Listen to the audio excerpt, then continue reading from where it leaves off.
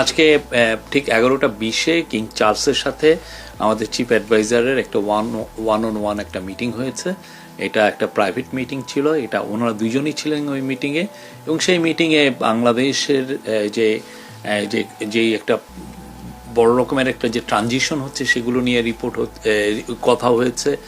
আর আমাদের chief adviser king চার্লসকে জানিয়েছেন যে তারা কি কি রিফর্ম ইনিশিয়েটিভ নিয়েছেন, এই ইন্টারিম গভর্নমেন্ট কি রিফর্ম ইনিশিয়েটিভ নিয়েছে সেটা নিয়ে কথা হয়েছে। এবং কিং চার্লস যেহেতু প্রফেসর ইউনুসকে অনেক দিন থেকে চিনেন, তো সেই জন্য তাদের অনেক পুরনো অনেক ধরনের আলাপ হয়েছে। এটা 30 মিনিটসের মিটিং ছিল এবং খুবই সৌহার্দ্যপূর্ণ একটা মিটিং। এই মিটিংটা মানে আমরা বলবো যে এই পুরো ট্যুরের এটা ছিল সবচেয়েতে আমরা বলবো যে সবচেয়ে ইম্পর্টেন্ট ইভেন্ট। এবং আজকে এই মিটিংয়ে পরে উনি এটা 11:50-এ মিটিংটা শেষ হয়ে